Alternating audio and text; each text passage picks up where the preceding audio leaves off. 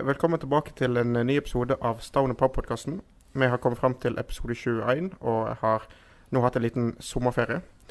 I dag så har jeg med meg Sondre som vanlig. Velkommen. Hei, hei. Og så skal vi også da få besøk av Renze Fij litt senere. Først skal vi bare ta en liten sånn statusoppdatering på hvordan vi egentlig ligger nå. Fordi at nå har det gått noen veker siden sist, Sondre. Det har vært ganske mange kamper spilt siden sist vi gikk igjennom, og det ligger vel på en litt andre posisjon enn det vi sa sist gang, og jeg husker ikke hvordan vi var sist gang. Det var vel rett utenfor topp 6 kanskje, når vi sist gikk igjennom. Jeg husker faktisk ikke hvor tid forrige episode var, jeg skal være helt ærlig. Det er lenge siden. Men i hvert fall på den tiden så har vi blant annet vunnet mot Skeid borte. Vi har gått videre i cupen både mot Bjørg og mot KFM. Vi har slått Mjøndalen hjemme, tapt mot KFM i serien, spilt uavgjort mot Fredrikstad, slått Grorud og uavgjort mot Ranheim. Da tror jeg alle kampene. Og tabellmessig Sondre, hvordan ligger man der? Ja, tabellen i Obos-ligaen ser jo utrolig spennende ut. Man snakker jo om hvor jevnt det skulle bli, og det har jo virkelig blitt det nå da. Sogndal ligger foreløpig på en 6. plass med 25 poeng.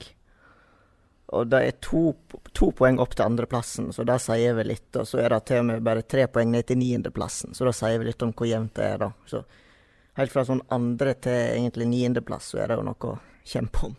Det er som vanlig i Obos-ligaen, veldig tett og jevnt. Neste kamp for oss nå, det er mot Stabæk, viktig toppkamp, før vi da skal spille borte mot Åsane. Ja, kort og grei oppsummering, får vi vel si. Ja. Da tenker vi skal koble på Renze. Welcome, Renze. Yeah, thank you. You are here today because you were voted Player of the Month for June by Softcook-garden. Yeah. Congratulations. Thank you. And we thought that we should invite you to the podcast to talk a little bit about your career, the season until now, and yeah, a little other stuff. We also got some questions from the ones to listen to the podcast. Yeah.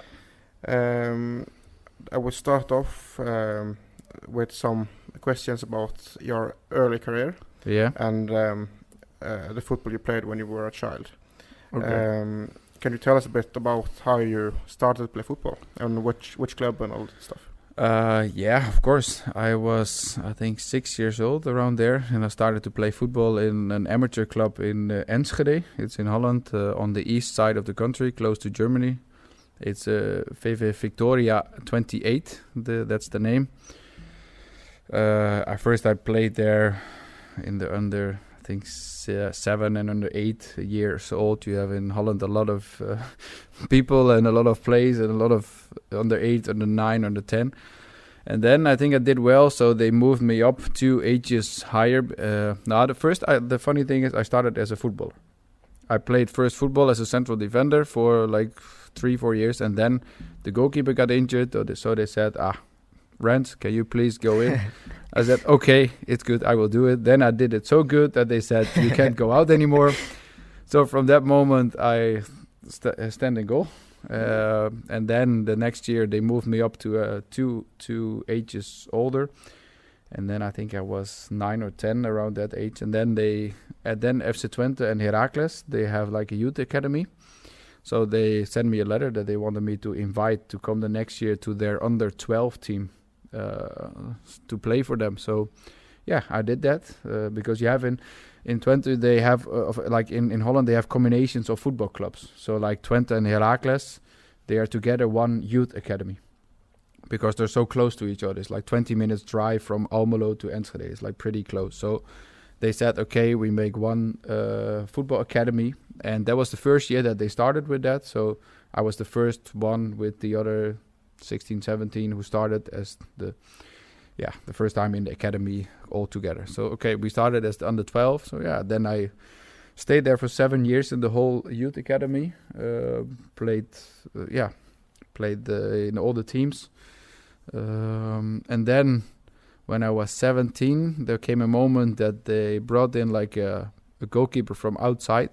Like they said it's a big talent, so he will be to the older teams, but he didn't, so he played in the under 19 team we have. And so I was not playing anymore, but I was in the national team for the Dutch national team. So I was like, this is not how I want it. I want to play football. So then FC Groningen came. So I moved up to Groningen for 2 years. So I was first played there 1 year in the under 19 again. Then with the first team, trained there with the first team and second team. And after that, Heracles came, the first team. So then, like after like you're under 19, then they like you have the first team and second team from Twente and the first team and the second team from Heracles. So then it splits. Then normally, if you end up in the end of the under 19, you can choose. If you're good enough, of course, you can choose. Probably both give you a contract, and then you can choose what you want. Well, I first moved to Groningen and then came back to Heracles. Dutch academies sound very different to Norwegian ones. Much more advanced. Yeah, it is. It is like how can you say it? That you have like you have under 12, 13, under 14, under 15, under 16, under 17, under 18, and under 19. They all play national. Mm-hmm. So almost all play in a good competition against the same. Like against Feyenoord under 18, Ajax under 18. So you play against good teams, good opponents through the whole country. And Holland is not so big, so it's easy to move. It's like maximum 2.5 hours. That was like the longest trip we probably had in the season, to drive from Enschede up to maybe the south, or like to Rotterdam is like 2 hours. So that's what it was for us. So we could travel easily through the whole country. Yeah, so then I went to Heracles, to the first team. I started as a third goalkeeper, been that for 3 years. Then second goalkeeper. Made my debut for Heracles in the year after then. But we had a good Belgium old goalkeeper. He was in front of me and he played good. We made it to Europa League, like qualification, and so. Yeah, it was a great season to be part of the team. I didn't play, but I was young, so that's how it is. And then, I said, okay, now it's a moment to start play. So the next year they loaned me out to FC Dordrecht. It's a team on the second level in Holland. I played there half of a year, and then, I came back. There was like some issues between the clubs and some.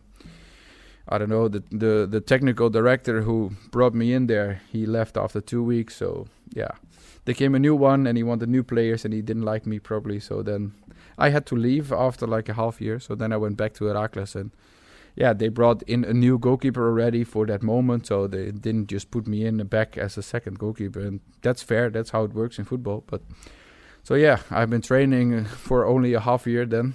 So that was a little bit...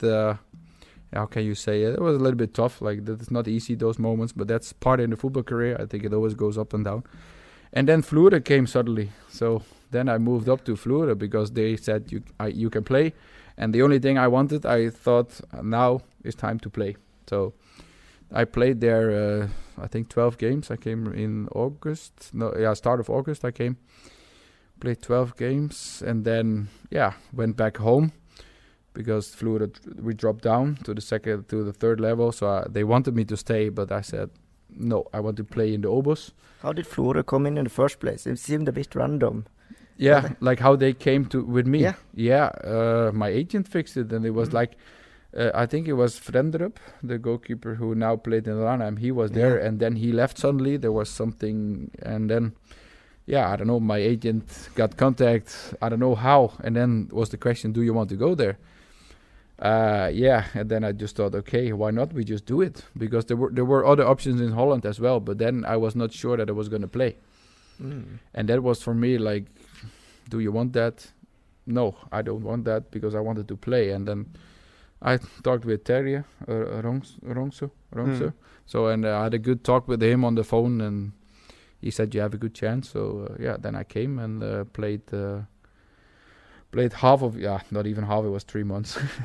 Then the season was over, we dropped down, so that was disappointed, of course. But I think I showed myself in Norway, so that was a good thing for me. And then Nesutra came the next year after. And that was also late, because it was end of the pre-season. I think it was 27th of March or 26th.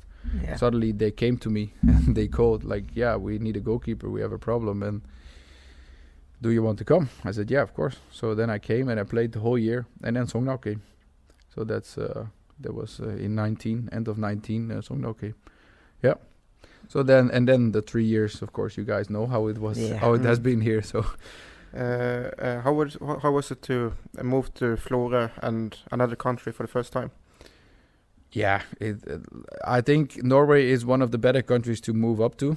Like, and it's there are a lot of similarities comparing to Holland. I think in how people are and how they. Like the things they eat, those things. How the day, goes. I think it's a lot of similarities. Of course, it's a different country and it's further away. It's not many people living around you, but you adapt. And for me it was fine. I could adapt good. Yeah. What about the level in football terms? Was Florø a step down in quality? From Netherlands. Yeah.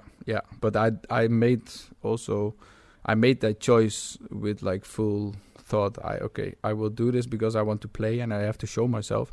Because there was many teams in Holland also who said, we like you. You're first of all, you're a good guy. You're a hard worker and you're good for the team. But you haven't showed yourself, so we don't know what we can expect. Like in Heracles, I played one game in the cup.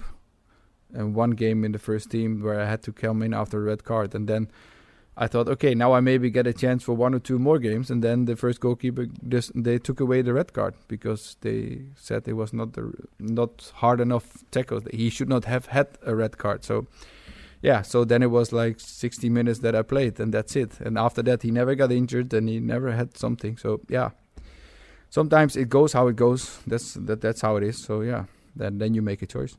Yeah. It must be hard to be like the second choice as a keeper, isn't it? You kind of never get a chance. Yeah. You need to be a little bit lucky as well.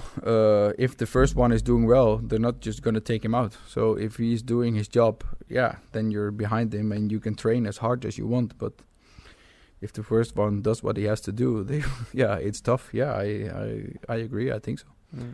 But when you're younger, like for me, then I was young in the beginning, then you just think, okay, I can learn a lot from the first one. I can see what he's doing, and because I had a Belgian guy in front of me who was 10 years older, so like it was like we had a great connection, but he was like a different level because he was 10 years older. He had much more experience and he played already many games. Now I'm almost the same age as he was when he came to Heracles. So that's like it's almost 10 years ago. It goes so fast. Mm. Yeah. Is it usually like a rivalry between the goalkeepers in a club? Because everyone's just fighting for one place. Yeah. Are they all like good friends all the time and still rivals? How does that work? There is rivalry 100%, but I believe for myself, if you have to do it together, like you can bring each other to a better level, the better you work together. So of course, there's like a healthy rivalry, but not. I've had also goalkeepers behind me or next to me who were worse, who were trying to do everything to maybe get you almost injured, or you don't know. You're like shooting shit balls in the warm up or those things. Mm-hmm. But I'm not like that. I don't think at the end it will bring you less than if you just be also like a colleague and a professional, because that's also what you have to be. So if you are not the number one, you have to show on the training and on the games that you should be the number one. So just by showing it that you work hard and that you are better, and then you just have to show it. And that's how it works in football. If you don't show it, they always have an excuse and they can take you out. Yeah. I remember you had a good season in Nesotra 2019. I think you also made the team of the year as one of 2 keepers. Yeah. And then Sogndal contacted you. Did you had other options that season? And if so, why did you choose Sogndal? I had some other options, yes, but Sogndal was pretty early. So that was positive. So I think it was already October that we had contact, and the season still was until end of November at least. So it was like a pretty early moment that they came and contacted my agent, like, we are really interested in you and we want to talk. And so, they flew me up here. They showed me the whole, like everything around. and I think they did a great job in showing and telling what the plans were, and I had some good talks with Eirik Bakke and with Håvard Flo. So they were early. So and then it was the everything around here, like the facilities who are here. Like I think it's better fixed here than other clubs on the highest level in Norway. So those things are also for me like, okay, this is a good environment where I can still develop myself further, because that's still what I want. I still want to get better and better. So that was one of the things here in Sogndal that was very like a plus for me. And we also got a question from one of the listeners. Yeah. What is it like to be a professional goalkeeper in Norway compared to the Netherlands? I think I don't think like the work and everything. I think for me that's the same. I work almost as many hours as I do here as what I should do in Holland. The only thing is you have more people in the stands, so maybe it brings a little bit more pressure, like in the games.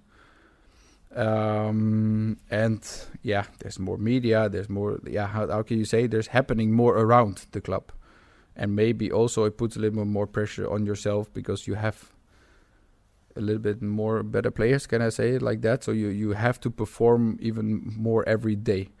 For myself, I want to train every day and get the best out of it. So I will do every day my best. But I don't know. I think it's maybe a little bit more pressure. I think that's the biggest difference comparing Norway and Holland.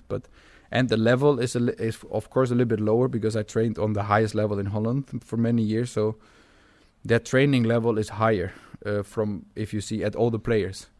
Not that I mean that we have a bad training level, because I don't think so. I think we have a good group and we work hard and we have a good atmosphere also.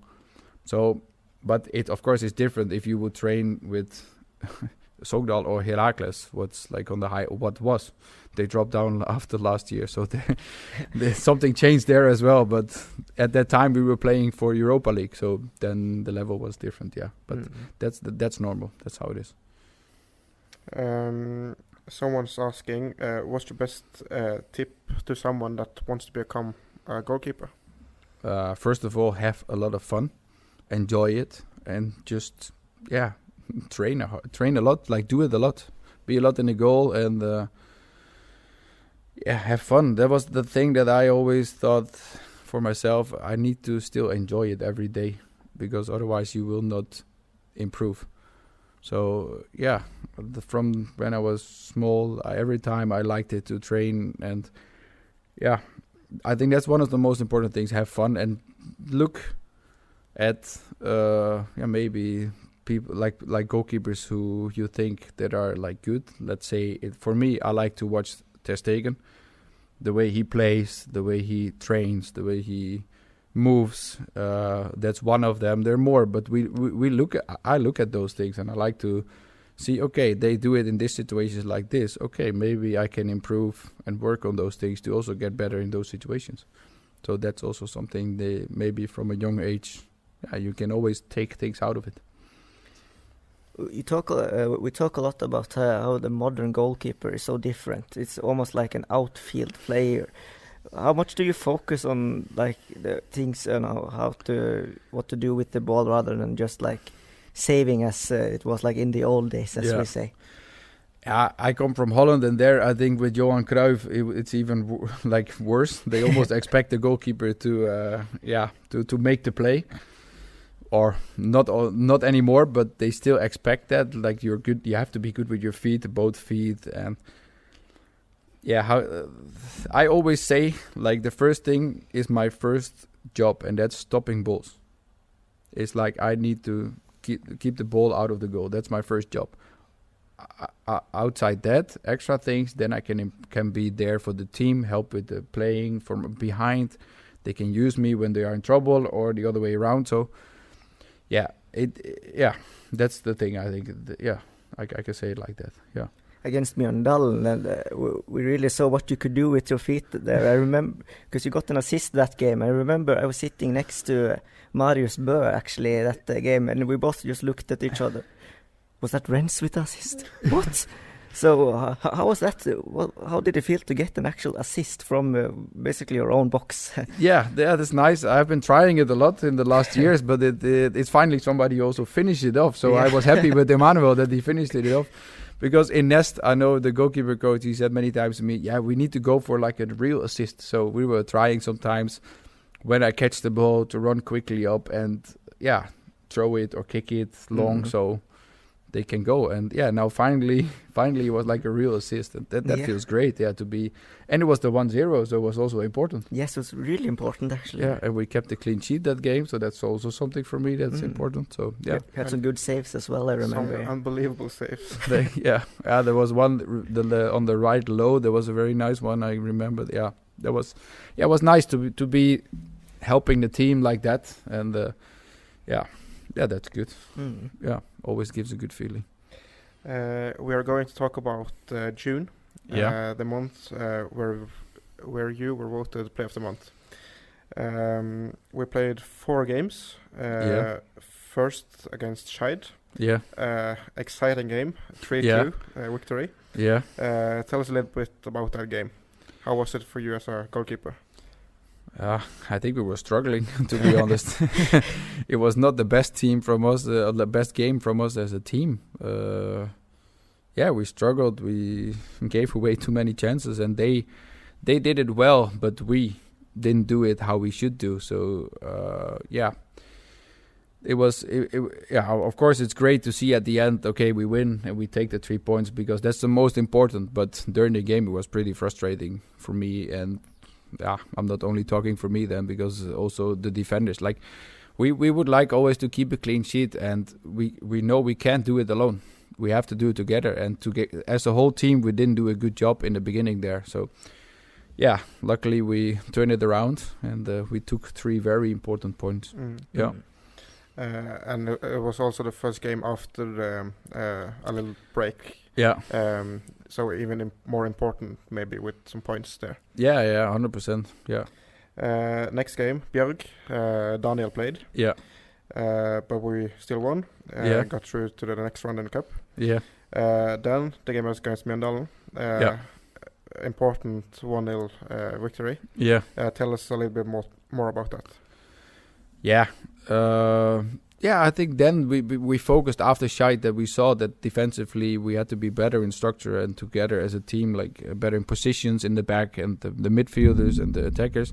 So we worked on that in those small times you have in between, because we played many games, but we still we look always back and try to improve. And I think we did that pretty well. Of course, Mjøndalen had some chances, yes, but we created more, and we also could have been 1-2, 3-0 up, also with a little bit of luck. So, the thing was that, like, the frustrating thing is sometimes in the back that we don't finish it off when we maybe should make the 2-0, 3-0.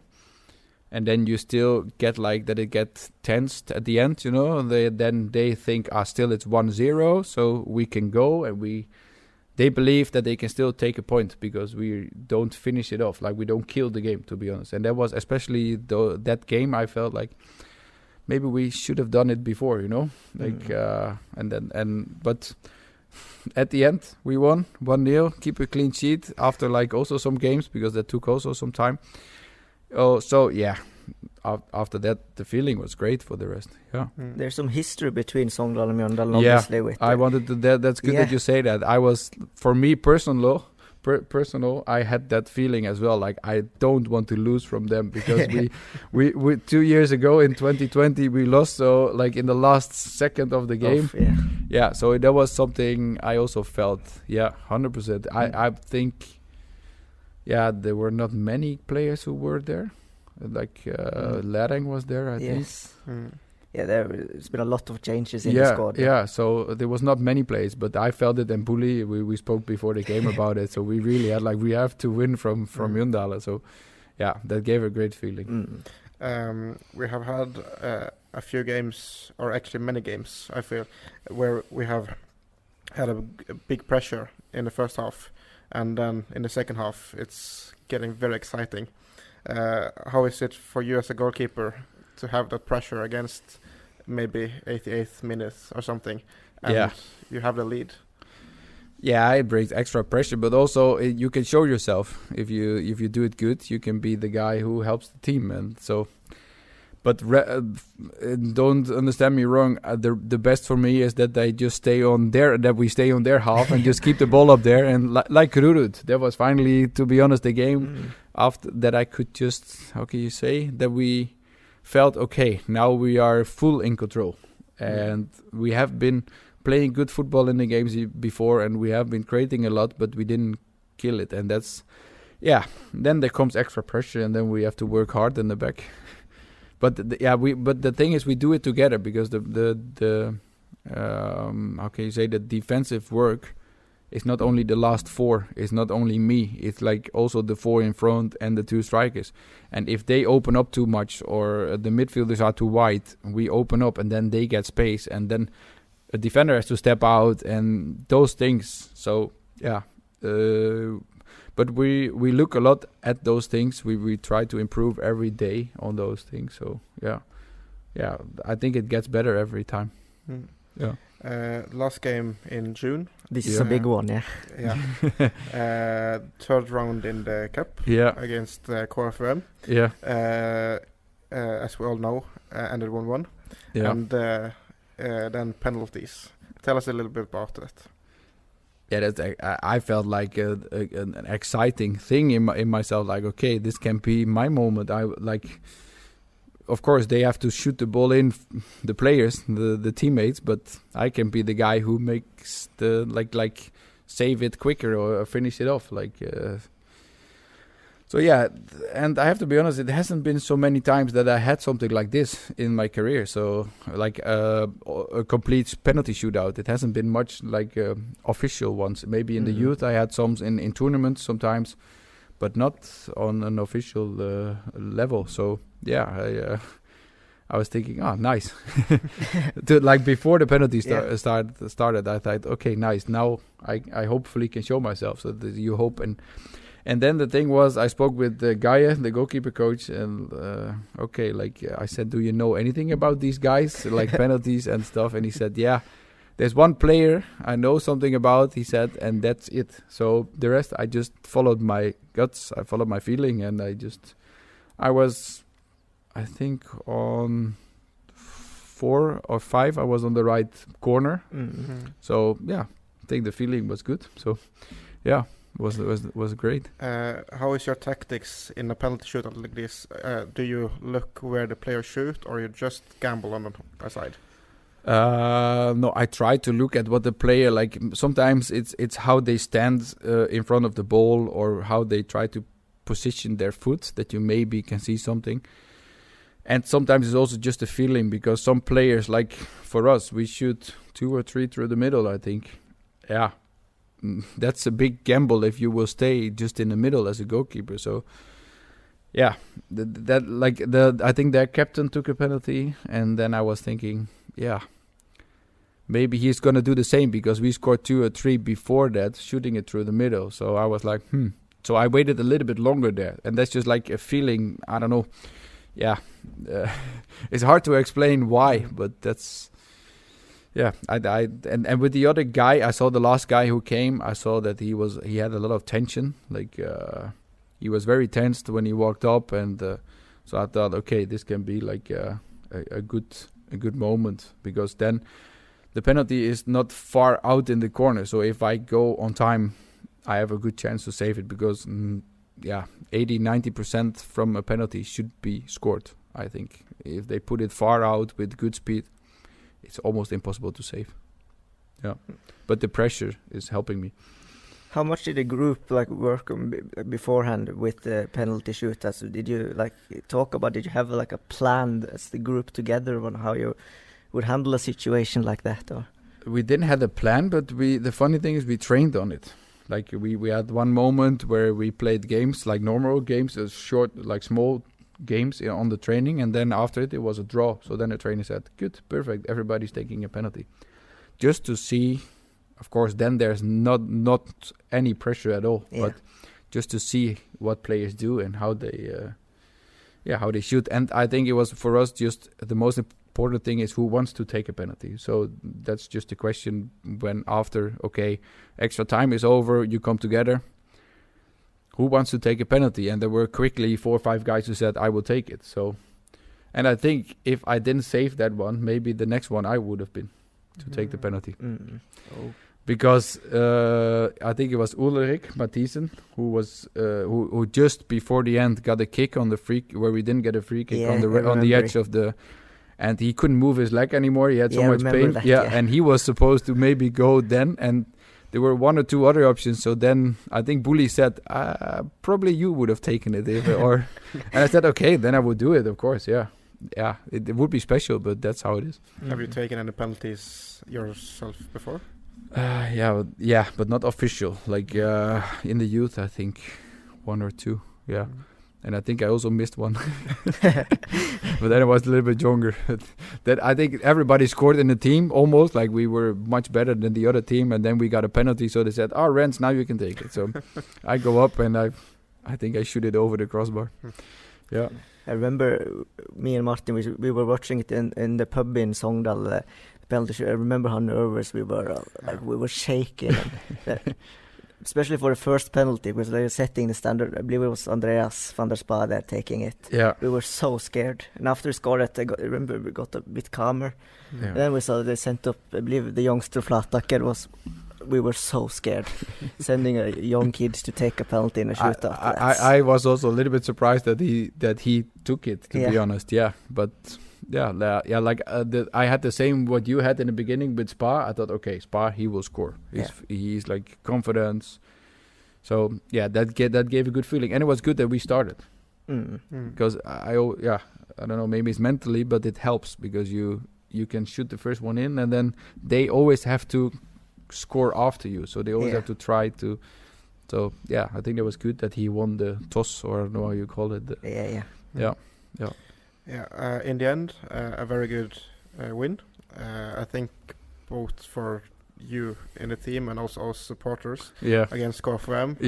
First time we win over there, and got through to the next one in the cup as well. So in total, a very good month, I would say. No losses, and for you as well, a very good month with some good saves and. Especially in the last one against Koff, where you were good. Thanks. So congrats with the win. Thank you. And we move forward to more about the season in general. Yeah. We have got some questions about the amount of goals we concede. Yeah. Because we have conceded 23 goals so far, around the same as the ones next to us on the table. But compared to Brann and Stabæk, it's a lot more. What would you say is like our main problem there? We have had some games with a lot of conceded goals. So what's the problem there? Yeah, I feel it's also a little bit the way we play, and we take also a lot of risk in attacking. So we also score more, and we take some risk there. So that gives away spaces for other teams to come also against us. And that of course for me also, I the last years before, I think the season before we had 33 or 34 in total, and the year before in Nest I had 33, and so that was over the whole season, and now we're halfway and we're on 23. So of course, personally, I think, but we play so much different. We really try to play out from the back, but then we take some risk in that, so that brings us things because we create much more chances, I think. So you also see you win games with bigger differences, but you also give away more than we maybe want, but that's also part of the play, the way you play. So that's the choice from the that we made together, or like the trainers and everybody, like this is the way we want to play. And I think it's also good that we keep on the same path. Like, okay, we of course you have to improve and you have to look at what we have to do and should do better, but we should not switch too much with, okay, this is how we play now, and then the next game we're just gonna sit on the 16, because we don't have the players to do that as well. So we have the players who likes to have the ball in the feet and are good with the ball. So yeah, like that.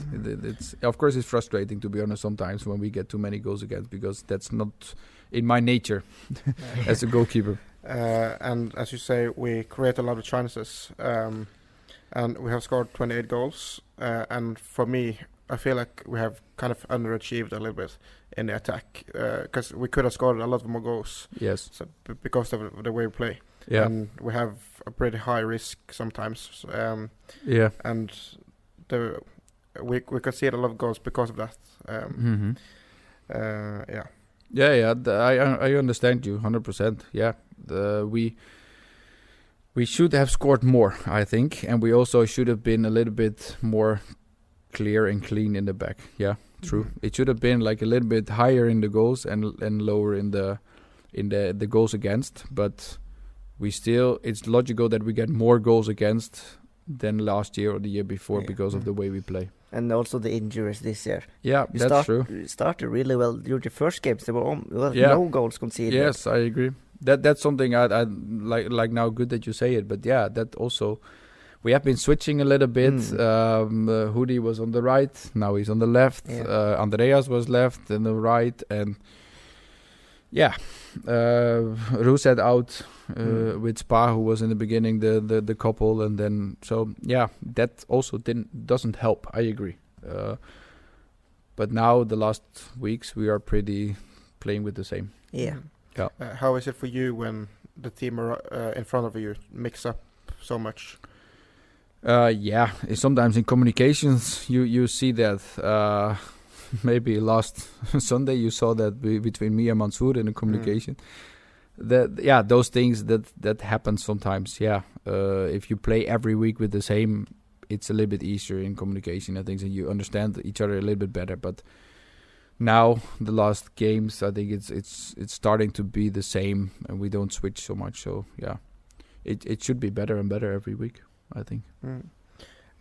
We have got a question here. How do you feel the unity in the group and kind of the composition of the group? Is that good this year?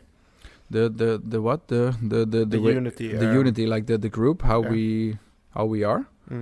Yeah, I think we are a good group, and we're still like a pretty young group.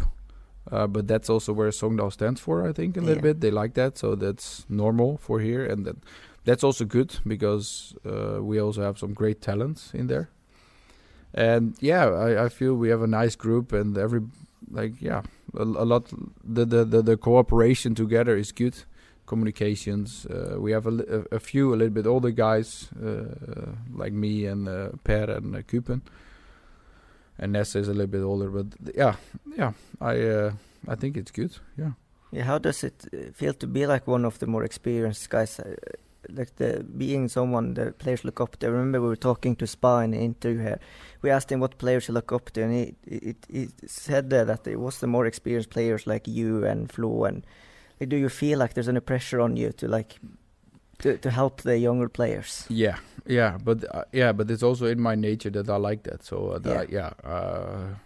I like it to help them, and I'm not the guy who will keep screaming at them to sometimes I will just be clear, like, what are you doing, and you should do this or that. But I always, my thought is like to help them instead of like giving them messages to help to get better instead of breaking them down. Because I've also seen the other way when I was younger, and sometimes they kept shouting at me that when I did something wrong. At that time they said this is how it is and this is normal. It still happens, of course, but I don't think it helps with it works for everybody. So I try to find a little bit with who you can be a little bit harder and with who not. But I still want to help everybody.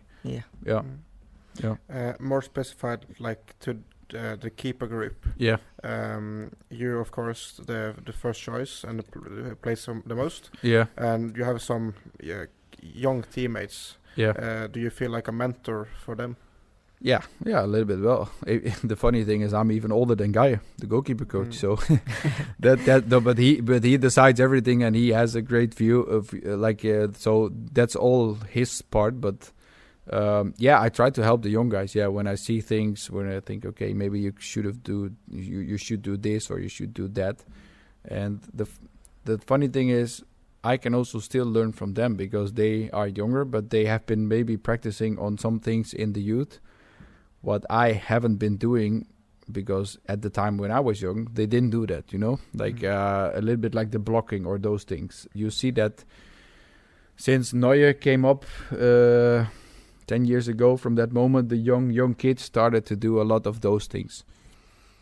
When I was younger, we didn't do that. Then it was just you throw yourself in front. You make yourself big, but you throw yourself in front. So it's like a little bit different way of choices making. And so, I can see, like, let's say Denne is pretty good at those things. I also look at those, like, okay, how do they do that? And then, because I still want to be better and better, but overall, of course, like you say, I think I'm a sort of mentor for them. Yeah. We also got a questions more about the trainings. And how the intensity is. Do you feel like there is some sort of rivalry and stuff on training? Yeah. When you play against each other. Yeah. Like today, we played 6v6, pretty small games, and then everybody wants to win, and you see players are not happy after training when they lose. So, and that's good because that's what we need. We need to work hard, and everybody should be willing to win. Like you should be ready to and give everything every day to win. And like I said today, you could see that. So I think that's good. The intensity in there is there. Everybody wants to win, and everybody wants to play good. Yeah. Well, obviously there's a new coach this year, and also we have 2 different assistant coaches brought with him now. Yeah. First with Simo, who had to leave, go back to Chelsea, and then Andy came. Yeah, and Andy came. Yeah. How has that transition been? Of course, like you know Simo from the start of the season. So in the preseason, you get to know each other very good, and then you see him more and more into the trainings and bringing his thoughts into it. And you see, it was a little bit strange maybe that halfway the season suddenly he goes and somebody else comes in, and then what's, in my opinion, what's normal. But Andy, of course, in the beginning was a little bit on the background because he needs to get to know the group. He needs to know how the rest of the trainers work together downstairs. So he has to come into that. And now you see more and more he starts to be also like on the pitch and leading trainings and doing exercises. And in the beginning it was less, but that's normal because when he came, we also played many games. Yeah. So it was just going from game to recovery to game to recovery to game. So it was not much to train about. So so now you see he's starting more and more and more. And I think they're both great guys. I like Simo, but Andy is also a great guy and also I think a good coach. So it's good to have him here. It's obviously Tor André Flo, he's never been a first team coach before. This is his first tryout in that role. Yeah. Have you noticed any changes from when he came in January until now? How has he developed as a coach? He of course he develops 100%, and I think he's also adapting. Like in the beginning, we wanted to pressure high, and maybe we wanted to do that longer than we maybe should, because at a certain moment in the game, players get maybe a little bit tired, or the concentration drops a little bit, what's possible, or like, I don't know how to say, but you see sometimes moments in the game you are very focused and full onto it to pressure, and sometimes it's not, or maybe 1 or 2 players are not ready for it. Maybe they're tired, I don't know, or maybe they have something else, and then we should say, okay, now we stay. And I feel in the beginning sometimes we still wanted to pressure, and then the thing is, if you go half, or you go with 10 of 9 men instead of 11, you lose 2 guys, and then they play you out. Almost every team in the Obo still can play you out then. Yeah. So I think he also, because I feel we adapt there as well. We try to look at, okay, as a team, what's better, and also he gets to know the competition a little bit now. Like, okay, how do the Obos plays? Well, we have a nice competition this year in the Obos. We have many good teams, like you can see on the table. We, how can you say it? Like, I think from 8 up to 2 can still be there. Like Raufoss, I think, is number 8 or something, or 9. Number 9. On 9, and they still are 5-6 points behind the number 2 or something. Or 3 points behind Sogndal, and 3 points behind us, and 2 or 3 behind the number 2, I think. So that's nothing. But the thing is, there's so many teams in between. So everybody is winning from everybody in between. Yeah. And the only thing you see, the lowest teams, they are struggling.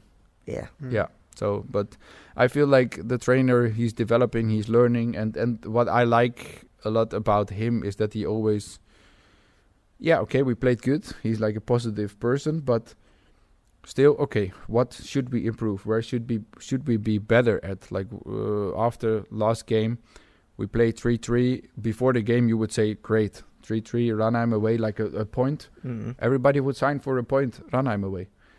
After the game, the feeling was, maybe we could have taken it because of the last chance from Jona. But if you look back the whole game, they had the best chances and they had the biggest chances. So then you would say, okay, maybe we're a little bit lucky with the 3-3. So, and then we look at, okay, what should we do better there? What should we change in the way of playing, or in the defense, or in the to be even more stable? Yeah. Because of course, we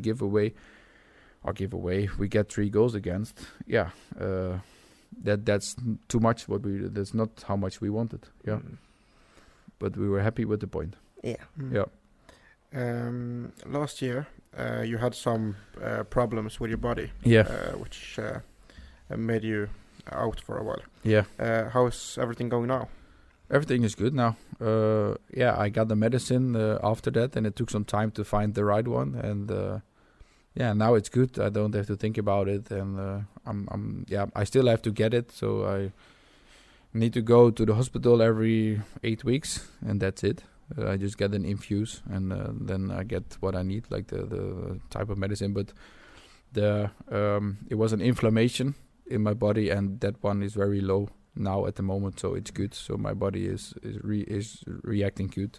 So from now it's no issue or no point at the moment anymore. So it can always come back, but I don't see that come quickly back, because I know a little bit, like now, of course, how it is and what can happen and how to react. If you're looking a little bit more into the future, we got some questions about that as well. Okay. First of all, do you and your family like it here in Sogndal? Yeah, we do. We like Sogndal. Yeah, it's a great place to live with like young kids, because we have young kids. And Lina is in the kindergarten. My daughter, she's almost 2.5. She likes it in the kindergarten. She's having a lot of fun. And now still my son is 9 months, Jake. So he's still my girlfriend is home with him. So that's the only thing for her that's a little bit of struggle, because it's a long time home. And the thing is, what's the only thing for us? The family is living far away, and it's not easy for them to come up to Sogndal many times. So, and it's not easy to travel up and down. But now in August she will go back with the kids for some weeks to see the family in Holland, and end of the season we go back to see them again after the season. So, but we like Sogndal. It's a great place to live, and you have everything you need. It's like the nature, and we like to hike. We have a dog. We like to walk. So that's also good to do. Yeah. Looking at your career, then you're getting a bit more experience now. Is there anything are there any other places in the world where you want to play before you retire? You plan on staying in Sogndal for a long time. Do you want to go back to the Netherlands? Have you thought anything about it? My first goal was when I started as a kid to play on the highest level in Holland. That was my first goal, to be honest. Because when you're a young Dutch kid, you want to play on the highest level in Holland. So that's still a goal, to be honest. If it's possible, I would like to play on the highest level. But if it's first in Norway, then it's in Norway. And first with Sogndal, that would be perfect. to go this year or next year go up, that would be great to play with Sogndal on the highest level. And then maybe after that, make a step back to Holland and make a chance there to play on the highest level as well, because it's still something that I would like to do. Because after I got loaned out and only played half of a year on the second level there were also people who said, he's not good enough. And like, I don't believe that. I think I'm good enough, but I never got a real chance to show it. So because there has been happening a lot of things when I was in the club there, and that doesn't matter because that's how it goes. But I still have something like, okay, I want to prove also to the people maybe in Holland, like I'm good enough to play on this level as well. Because now people forget you a little bit when you're outside Holland, and that's normal because that's how it goes, and that's fine. But still, I would like to maybe show myself there. So, in the future. But still, I'm young as a goalkeeper, so I have time enough. Yeah, you can play until you're 40 when you're a goalkeeper. So I still have 10 years to go, so it's fine. Would be good. We also got a question if you have picked up some Norwegian sentences and if you could say something in Sogndal dialect. Oh, Sogndal dialect. And they also added Stao is not allowed. Okay, I was saying that's the first thing that's really Sogndal dialect. But no, because if I try to understand Dag Martin, it's hard. So I don't have special Sogndal sentences. I understand a lot from the Norwegian now. Vi er på norskus. Vi prøver å snakke norsk litt, så det er fint. That was good. We have a teacher, online teacher, so twice a week me and my girlfriend sit in front of the laptop and talk, have like a Norwegian lærer, to be honest. So we try. We get better and better every time. And we also got a question. I don't know if you have noticed, but we as supporters have made you a song. Yeah, I heard something. I've heard something. Yeah, Kupen sent it to me after the Brand game. He sent it something like a video. So it was great. I love to watch it. Yeah. What do you think of like you players getting songs and that stuff? Yeah, I think it's great because for me it feels like I sent it to my friends and family and they were like, this is so nice. Of course they don't understand especially what's saying it because it's in Norwegian, but I translated for them and said like, and it gave me a great feeling. It's special. It's not often that they do that for you, so I really enjoyed it. At the moment in Sogndal there's not a lot of players that have a song. It's you and Van der Spa. That's what I mean. So it's something special. It's not happening for everybody. So that was nice to see before the game, and then I during the game I have to be honest, I don't hear a lot from what you're singing. I'm more focused and I don't hear so much. Of course. But it was nice to see the video before and I've heard it a few times after as well. So there was after the Co-FM game, I heard something, or there was some. So yes, so it was nice. Yeah.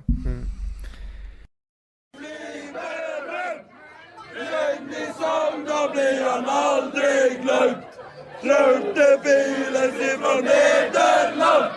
Renze Fij og Supermann. Sha-la-la-la-la-la-la-la. Sha-la-la-la-la-la-la-la. Sha-la-la-la-la-la-la-la.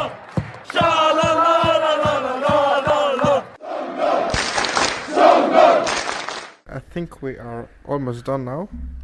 If not, Sondre have some more questions. No, we usually just have one question at the end. Yeah.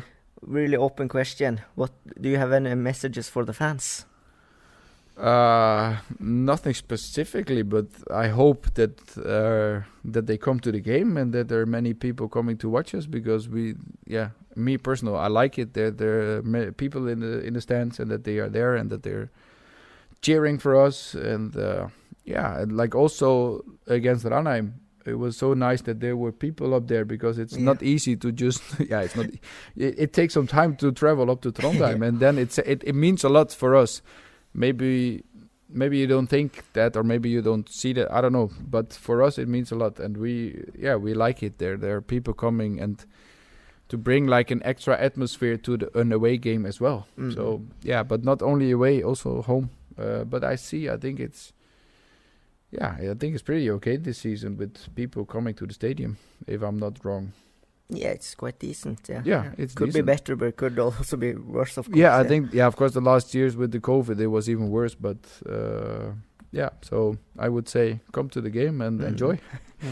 Yeah, we're of course looking forward to the Brann game. Yeah, then it's expected a lot of people. So I hope that I hope to see like a full stadium for once. Yeah, so do we. Yeah. Yeah, for me, I haven't seen it. I've heard about it that mostly against Brann, or mostly in some years before against Brann, it could be filled almost until the top. But I would like to see that, and because the first year, like I said, it was the COVID year, and then there was almost nobody in the stadium. So it's getting better. So that's good. Yeah.